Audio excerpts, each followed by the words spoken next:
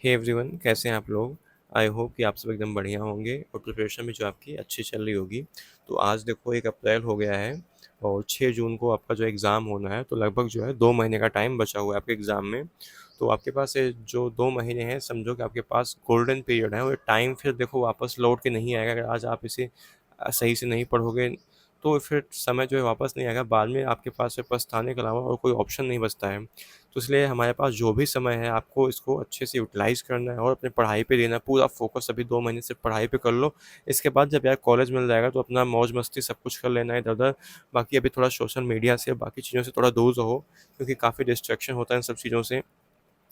थोड़ा बहुत मतलब आना, घूमना-फिरना, लोगों से बातें करना थोड़ा कम कर दो। लिमिटेड लिमिटेड कॉन्टैक्ट रखो लोगों से। मैं ऐसा नहीं कह रहा हूँ कि आप एकदम मतलब पूरा इंट्रोवर्ट ही हो जाओ, किसी से बातचीत मत करो। लेकिन हाँ, अभी जब तक आप प्रिपरेशन के टाइम पे 2 महीने लगभग थोड़ा लोगों से ना आइसोलेट हो जाओ, दूर रहो उनसे, क्योंकि आप जितना बात करोगे ना उतना समझो कि आपने अगर पूरा दिन में पढ़ाई किया है, शाम को आप किसी से भी ऐसे फालतू की बात कर रहे हो इधर-उधर, उसने कुछ एक ऐसा वर्ड बोल दिया, वो हमारे माइंड में ना वो 2-4 दिन तक वो बैठा रहता है, निकलता नहीं है। तो क्या हमें क्या करना है, इन्हीं सब चीज़ों से बचना है, क्योंकि वो समझो हमने पूरा दिन की पढ़ाई वो सिर्फ उसके एक वर्ड से पूरा ख़त्म हो गया है। वो सिर्फ उस एक दिन की ही नहीं, बल्कि आने वाले 1-2 दिन भी आपको जा सकते हैं कि आप ओवरकम नहीं कर पाओगे उस वर्ड से। तो इसलिए हमें बहुत लिमिटेड बात करनी है, काम सिर्फ काम से काम लोगों से रखना है, इधर उधर फालतू की बातें नहीं करनी है, ठीक है। और और देखो, सिलेक्शन मतलब इतना अभी इस टाइम पे ना इतना आसान नहीं होता है गया है, क्योंकि कंपटीशन का लेवल ना वो दिन ब दिन बढ़ता चला जा रहा है। अगर समझो 1 महीने आपका एग्जाम का पीछे शिफ्ट हुआ है ना, तो कंपटीशन देखो और बढ़ जाएगा, क्योंकि जिसकी तैयारी नहीं हुई, जो थोड़ा मेहनती होगा, जो मतलब हार्ड वर्क कर सकता है ना, वो कर लेगा।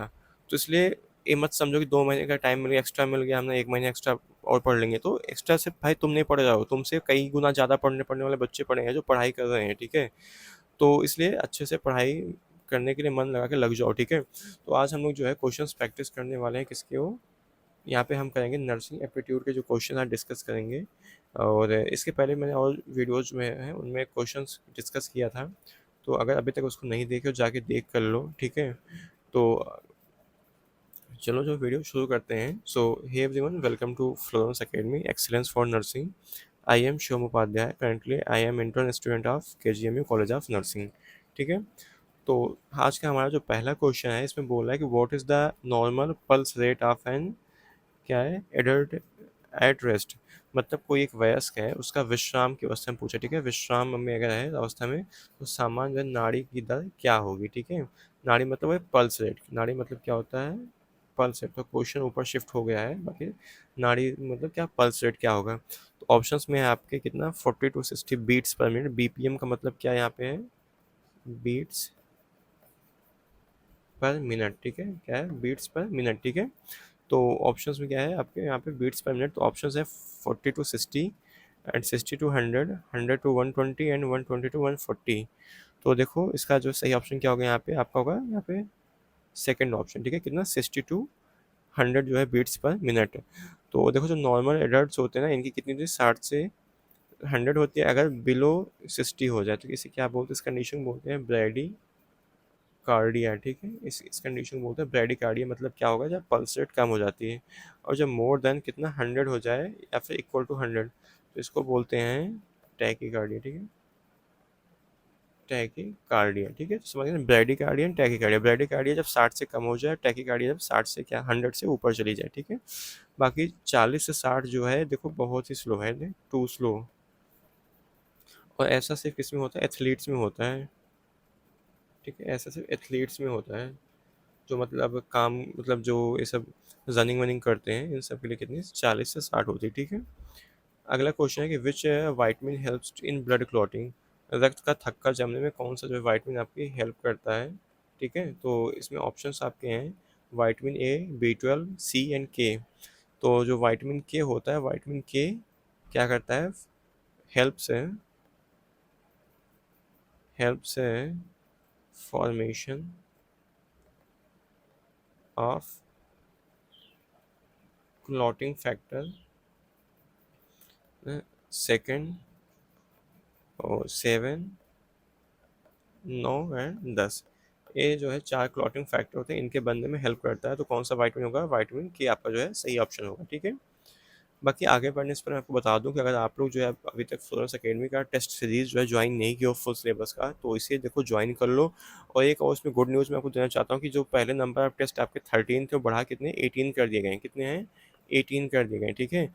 तो समझो आपके पास बहुत ही अच्छा चांस है क्वेश्चंस प्रैक्टिस करने के लिए। जगह जो भी लोग परेशान हैं कि भैया हम क्वेश्चंस की प्रैक्टिस कहाँ से करें, जो हमारे सीनियर में जिनके आने की पॉसिबिलिटी भी हो और जो मतलब रिलेवेंट हो आपके, जो मतलब बेस्ड हो आपके क्या सिलेबस और पैटर्न पे बेस्ड। तो ये जो टेस्ट पेपर हैं, अगर इनकी खास बात बताऊँ तो ये आपके लेटेस्ट जो यूपी सीनेट का सिलेबस और पैटर्न है उसी पे बेस्ड क्वेश्चंस होंगे। बाइलिंगुअल होंगे, मतलब कि हिंदी और इंग्लिश जो है दोनों मीडियम्स में अवेलेबल हैं। और ये सब कुछ आपको मिलने वाला सिर्फ और सिर्फ कितना 99 रुपीज़ में। सिर्फ और सिर्फ 99 रुपीज़ में आपको सिर्फ 18 टेस्ट पेपर और फुल सिलेबस के मिलने वाले हैं। और सिर्फ इतना ही नहीं है, आप इसे ज्वाइन करते हो तो आपको फ्री ऑफ कॉस्ट जो है फार्मूला शीट प्रोवाइड की जाएगी फिजिक्स केमिस्ट्री की। तो जो आपके एग्जाम में जो फार्मूला बेस्ड क्वेश्चंस आने की जो है पॉसिबिलिटी, वो डायरेक्टली इससे सॉल्व हो जाएंगे। आपको कुछ भी एक्स्ट्रा नहीं पढ़ना पड़ेगा, ना कोई बुक पढ़नी पड़ेगी, ना कोई स्टडी मटेरियल, ठीक है? इसी फार्मूला शीट से सारे क्वेश्चन आपके सॉल्व हो जाएंगे। और प्रीवियसली अगर बताऊँ तो इसमें 40 से 45 क्वेश्चन डायरेक्टली हमारे टेस्ट पेपर से ही पूछे गए थे। अगर आप इसे देते हो तो रियल एग्जाम लेवल का आपको प्रैक्टिस का एक्सपीरियंस मिलने वाला है। जैसे आपको एग्जाम में क्वेश्चंस पूछे जाते हैं वैसा सेम आपको यहाँ पे इन्वायरमेंट प्रोवाइड किया जाएगा। एंड डिटेल सोल्यूशन भी आपको सभी टेस्ट के बाद मिलेगा। और फुल सिलेबस का जो टेस्ट पेपर होगा, ठीक है? तो अगर आप इसे ज्वाइन करना चाहते हो तो आप हमारे व्हाट्सएप नंबर 8115529251 पे आप क्या करो, व्हाट्सएप कर दो। मैं फिर से नंबर रिपीट कर रहा हूँ, 8115529251 पे, ठीक है? वहाँ से आपको सिंपली आपको उसमें हाई का मैसेज करना हो, आपको सारी इन्फॉर्मेशन वहाँ पे प्रोवाइड कर दी जाएगी, ठीक है? तो I would like to recommend you कि यार आप लोग जो आपके पास बचे हुए टाइम है इसको अच्छे से यूटिलाइज करो। सिर्फ और सिर्फ 99 रुपीज़ अगर आप अपने कैरियर को देते हो तो समझो आपका कैरियर काफ़ी, आप अपने फ्यूचर को दे रहे हो सिर्फ। वरना आप लोग मार्केट जाते हो इधर उधर जो है वो पैसे इधर उधर खर्च कर देते होगे, ठीक है? तो बट अगर आप इतना देते हो तो काफ़ी अच्छा जो आपके लिए होने वाला है, आपके फ्यूचर के लिए, आपके कैरियर के लिए समझो, ठीक है? तो आगे चलते हैं, अगला क्वेश्चन देखते हैं कि अगला क्वेश्चन है हमारा कि which is the first step of nursing process. Nursing प्रक्रिया का पहला चरण क्या होता है? सब इसका मतलब जब आपके पास कोई पेशेंट, सपोज आप एज ए नर्सिंग ऑफिसर हैं, ठीक है? आपके पास कोई पेशेंट आता है, सबसे पहला काम आप क्या करोगे, ठीक है? तो planning, evaluation, assessment and implementation, ये 4 ऑप्शन हैं। तो इसका देखो जो मतलब क्रम होता है मैं बताऊँ तो सबसे पहले आप क्या करोगे, असेसमेंट करोगे। असेसमेंट मतलब चेक करोगे उसका पल्स क्या है, बीपी क्या है, और उसको फ़ीवर है कि नहीं फ़ीवर है, क्या दिक्कत क्या है, उसे साँस सही से ले पा रहा है, नहीं ले कर पा रहा है, कोई ऑब्स्ट्रक्शन तो नहीं है उसके रेस्पिरेटरी ट्रैक्ट में। ये सब चीज़ें आप देखोगे, ठीक है? डाय होगा, उसके बाद आप डायग्नोसिस करोगे, ठीक है? उसके बाद प्लान करोगे, ठीक है? कि उसका ट्रीटमेंट जो है कैसे करना है, प्लानिंग करोगे। प्लानिंग के बाद क्या? इम्प्लीमेंटेशन, जो आपने प्लान किया ना उसे आप इम्प्लीमेंट, जब पता है आपको मतलब अभी जब आपका एक सिलेक्शन हो जाएगा फिर आप वहाँ पे आपका जो फंडामेंटल ऑफ नर्सिंग क्या सभी सब्जेक्ट में आगे उसमें आपको नर्सिंग मतलब एनसीपी बनाना पड़ता है जिसको नर्सिंग केयर प्लान बोलते हैं। तो उसका पहला स्टेप क्या होता है, हम लिखते हैं उसमें, हम असेसमेंट लिखते हैं, फिर डायग्नोसिस लिखते हैं, फिर प्लानिंग लिखते हैं, फिर इम्प्लीमेंटेशन लिखते हैं, ठीक है? फिर उसमें हम रेशनल भी लिखते हैं, ठीक है? रेशनल भी लिखते हैं। और फिर क्या करते हैं हम उसमें इवेल्युएशन लिखते हैं, ठीक है? मतलब जो हमने मतलब उसमें मान लो सपोज जैसे मान लो फीवर है, फीवर में हमने क्या उसको मान लो उसको कोई मेडिकेशन दिया, एंटीबायोटिक दिया, तो उस एंटीबायोटिक से क्या उसका मतलब क्या आउटकम निकल के आया, उसका बुखार कम हुआ कि नहीं कम हुआ पहले से, बेसिकली यही सब देखते हैं, ठीक है? तो क्या हुआ, नर्सिंग प्रोसेस का पहला चरण क्या है आपका, यहाँ पे असेसमेंट है, और लास्ट क्या है आपका, इवेल्युएशन। ये होता है, तो अगर लास्ट पूछे तो इवेल्युएशन, फर्स्ट पूछे तो प्लानिंग, सॉरी ये असेसमेंट। अगला क्वेश्चन है, if a patient has tachycardia. मैं फिर से टैकीकार्डिया कंडीशन पीछे बताया था, पल्स क्या हो, इक्वल टू मोर देन 100 हो, ठीक है? तो टैकीकार्डिया व्हाट डज मीन्स, किसी रोगी में टैकीकार्डिया इसका मतलब क्या होता है कि हाई ब्लड प्रेशर, सॉरी यहाँ पे क्या होगा, हाई ब्लड प्रेशर। कहाँ गया है, एक minute, slow heart rate, high blood pressure, fast heart rate and low blood sugar. तो अब क्या होगा, इसका सही ऑप्शन है आपका फास्ट हार्ट रेट, ठीक है? मतलब कि 100 से ज़्यादा है। एंड स्लो हार्ट रेट को क्या बोलते थे पीछे मैं बताता आपको, ब्रेडिकार्डिया, ठीक है? अगला कंडीशन है नर्स है, ये यहाँ पे क्या था, हाई ब्लड प्रेशर को क्या बोलते हैं, हाइपरटेंशन बोलते हैं इसको, ठीक है? हाइपरटेंशन बोलते हैं, ठीक है? अगला क्वेश्चन है कि nurse washes hand before after patient care. जो नर्सिंग ऑफिसर होते हैं पेशेंट केयर के बाद हाथ को धुलते हैं, this is example of personal hygiene, medical hygiene, nursing ethics and surgical procedure. तो क्या होता है, मेडिकल एसेप्सिस टेक्निक होती है, ठीक है? मेडिकल एसेप्सिस मतलब रिड्यूसिंग इसको बोलते हैं रेड्यूसिंग माइक्रो ऑर्गेनिज्म, ठीक है। Hand washing is the most basic infection control, सबसे बेसिक प्रिंसिपल होता है, ठीक है। पर्सनल हाइजीन मतलब तो जनरल सी बात हो गई। इथिक्स मतलब कि जैसे एक बिहेवियर आता है ना, कि एक मतलब आपके अंदर से आवाज़ आती है कि ठीक है, कि मतलब हम एक पेशेंट को छूने से पहले कि दूसरे का जो छू चुके हैं उसको नहीं धुलेंगे तो उसके लिए मतलब वो इन्फेक्शियस होगा, तो ये हमारा इथिक्स होता है, मतलब क्या सही है क्या गलत है। इथिक्स को बेसिकली क्या मतलब होता है, क्या सही है क्या गलत है, ठीक है। सर्जिकल प्रोसीजर जो होता है स्टेराइल टेक्निक होता है, स्टेराइल टेक्निक होता है, ठीक है। अगला क्वेश्चन है कि what will be the next number of series 2 4 8 12 16, ठीक है। तो 2 4 इंटू 2 8 16, अगला क्या चाहिए फिर 16 इंटू, देखो ऐसे ही बना है, 2 इंटू 2, 4 इंटू 2, टू का मल्टीप्लिकेशन हो रहा है ना इसमें, तो जब सिस्टम में 2 का मल्टीप्लिकेशन करो क्या आएगा, 32 आएगा, ठीक है। तो बहुत ही मतलब बेसिक सा क्वेश्चन था, आई होप कि आपको समझ आए होंगे क्वेश्चन, ऐसे आपके एग्जाम में क्वेश्चन आते हैं सेम ऐसे। अगला है नॉन कम्युनिकेबल डिजीज़, तो ऑप्शंस में ट्यूबरक्लोसिस थे तो कम्युनिकेबल डिजीज़ है। मलेरिया क्या है, ये भी मतलब क्या है, कम्युनिकेबल डिजीज़ है। हाइपरटेंशन नहीं, और मिजल्स यस। सही ऑप्शन क्या होगा आपके यहाँ पे, हाइपरटेंशन। हाइपरटेंशन तो नॉन कम्युनिकेबल डिजीज़ होता है, ठीक है। No respect person to person, ऐसा नहीं, अब कभी आपने सुना कि इनको बीपी हुई थी और हमने उनको छोड़ दी, हमें भी बीपी हो गई, कभी ऐसा सुना है बताओ, तो नहीं सुना है ना। तो इसलिए क्या होता है, टीबी मलेरिया मिजल्स कैसी कम्युनिकेबल डिजीज़ हैं, ठीक है। आगे चलते हैं, अगला क्वेश्चन देखते हैं। अगला में है कि if a nurse finds a patient unconscious, अगर कोई नर्सिंग ऑफिसर है वो किसी पेशेंट को अनकॉन्शियस मतलब अचेत अवस्था में मतलब बेहोशी में, what should be the first action, तो उसका पहला एक्शन क्या होगा। Call the doctor, start CPR, check the pulse and breathing and inform family. सबसे पहला देखो काम होगा क्या होगा, check the pulse and breathing, मतलब देखेंगे भाई इसमें मतलब अगर पल्स से ब्रीदिंग आ रही तभी तो आप डॉक्टर को बुलाओगे या फिर सीपीआर स्टार्ट करोगे, ठीक है। तो सबसे पहला ये आपका काम होता है, ABC फॉलो किया जाता है बेसिकली, ABC। ए मतलब होता है एयरवे, बी मतलब होता है ब्रीदिंग, सी मतलब होता है सर्कुलेशन, ठीक है। आप अभी भी जान लो, अगर आपको कोई भी अगर रोड में कोई एक्सीडेंट हो जाए, कुछ भी कोई मिला है, सबसे पहले तो आपको उसको ठीक है एक सेफ प्लेस पे ले जाना है, मतलब कि जहाँ पे जैसे मान लो कोई रोड पे एक्सीडेंट हुआ तो वहाँ तो गाड़ियाँ आती जाती रहेंगी ना, तो उसको आपको साइड में ले जाना है, वहाँ पे आप फिर जब पेशेंट साइड में चला जाएगा उसको आपको क्या चेक करना है, उसका एयरवे चेक करना है, ठीक है। मतलब कि सांस जो है आ रही नहीं आ रही, फिर ब्रीदिंग सॉरी एयरवे चेक करोगे, फिर ब्रीदिंग चेक करोगे उसका, फिर सर्कुलेशन चेक करेंगे, ठीक है। समझ गए ना। अगला क्वेश्चन है कि when which organ detoxifies harmful substances in the body, शरीर में हानिकारक पदार्थ को साफ करने वाला कौन सा अंग होता है, तो heart, liver, lungs and kidney. सबको पता क्या होगा, सही ऑप्शन लीवर, ठीक है। लीवर रिमूव्स टॉक्सिन्स,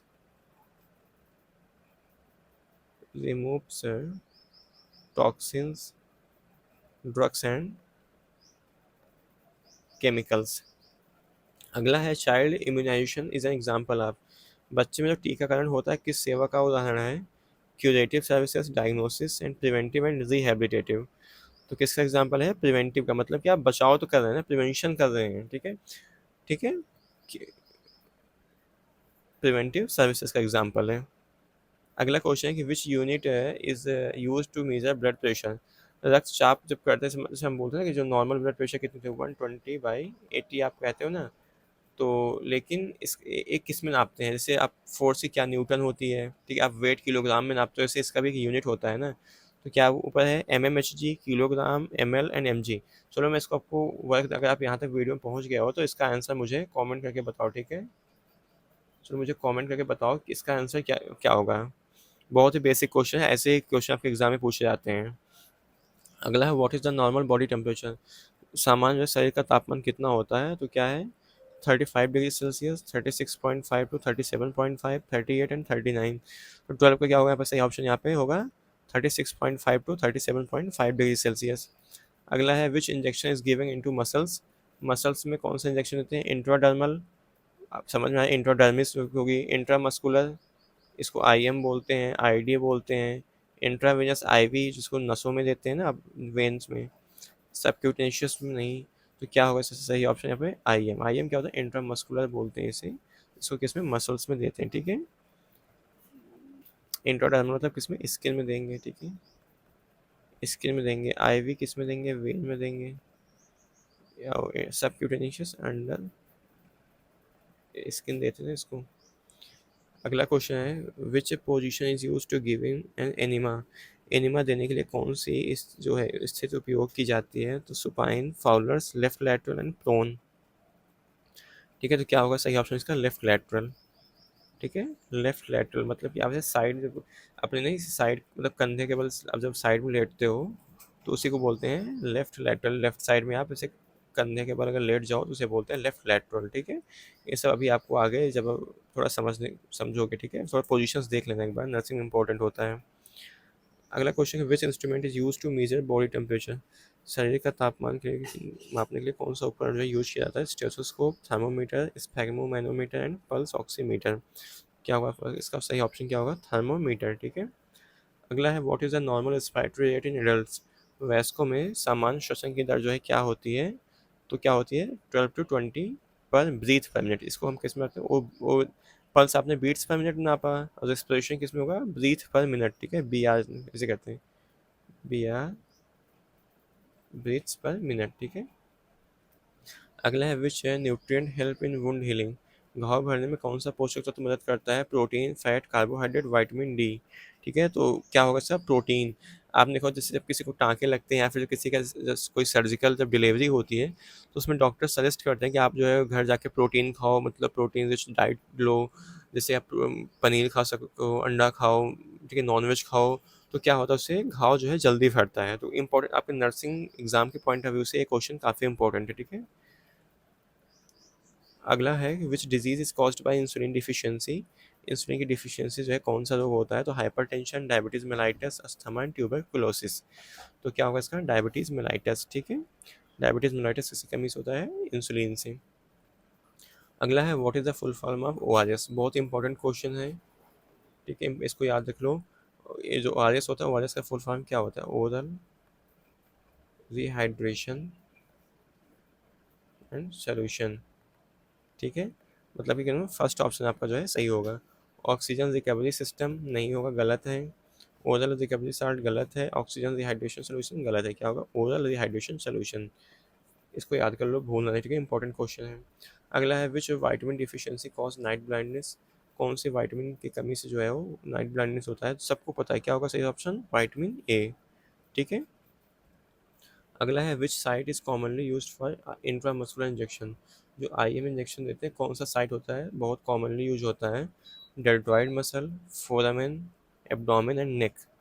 ठीक है, तो आप समझ सकते हो क्या डेल्टॉइड मसल यूज होता है, जो आपके मतलब ये समझो कि अब बताऊँ तो जो आपके कंधे पे ना, ये जो नीचे का जो जहाँ पे बाइसेप ट्राइसेप ये जो होता है ना, बाइसेप जिधर है। ठीक है, तो ये जो मसल होती है इसको क्या बोलते हैं, डेल्टॉइड मसल। यहीं की जो मसल होती है, यहीं पे डॉक्टर्स आपको मोस्टली क्या होता है, यहीं पे आपको जो है वो, ठीक है, वो यूज करते हैं आईएम इंजेक्शन देने के लिए। ठीक है, जब बाइसेप ट्राइसेप वाली मसल होती है, जो हाथ का एक पोर्शन। ठीक है, ऐसे आपका हाथ होता है, ऐसे हैंड। ठीक है, तो ये जो मसल है यहीं पे यूज होता है ना, या मोस्ट ऑफ द इंजेक्शंस होते हैं यहीं पे दिए जाते हैं। इस मसल क्या बोलते हैं, डेल्टॉइड मसल। ठीक है, अगला क्वेश्चन है which part of brain controls breathing. Breathing मतलब श्वसन के लिए कौन, जो ब्रेन का कौन सा पार्ट जो है वो रेगुलेट करता है, क्या होगा, मेडुला ओबलांगाटा। ठीक है, सेरिब्रम, सेरिबेलम नहीं, हाइपोथैलेमस नहीं, क्या होगा यहाँ पे, मेडुला ओबलांगाटा। अगला है which blood group known as universal donor. कौन सा ब्लड होता है जिसको यूनिवर्सल डोनर बोलते हैं, तो क्या क्या होगा, ए बी एंड ओ। क्या होगा सही ऑप्शन इसका, ओ होगा। अगर और आपको स्पेसिफिक बताऊँ तो इसका होगा ओ नेगेटिव। ठीक है, ओ नेगेटिव। ठीक है, क्या होगा इसको, इसे क्या बोलते हैं, सार्वभौमिक दाता कहलाता है। अगर वैसे ओ दिया है तो आप ओ टिक कर देना, बट अगर ऐसे बोले ओ पॉजिटिव, ओ नेगेटिव, तो वहाँ पे आपको क्या करोगे, ओ नेगेटिव जो है टिक करोगे। अगला है which what is the purpose of hand washing in nursing. Nursing में हाथ धोने का उद्देश्य क्या है, cleanliness only, prevent infection, save time and improve appearance. क्या होगा इसका सही ऑप्शन यहाँ पे बी होगा, प्रिवेंट इन्फेक्शन।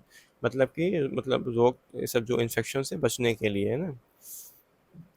तो ये तो आपकी आंसर की रही। ठीक है, ये बाकी और भी आप लोग बोलते थे भैया हमें इसका आंसर की भी दे दो, तो अभी मैं जो पीडीएफ अभी इसको अपने टेलीग्राम पे अपलोड करूँगा, उसमें इसकी आंसर की भी रहेगी और इसका जो पीडीएफ आपको टेलीग्राम चैनल पे मिल जाएगा, ठीक है? आप वहाँ से जाके इसको डाउनलोड कर लेना, ठीक है? टेलीग्राम चैनल का लिंक जो है डिस्क्रिप्शन बॉक्स में है अभी वीडियो के, आप जाके उसमें से जो जो लिंक है उसको ज्वाइन कर लो, नहीं तो आप जाके सिंपली सर्च करना माई फ्लोरेंस अकेडमी, वहाँ पे आपको चैनल जो है वो मिल जाएगा, ठीक है?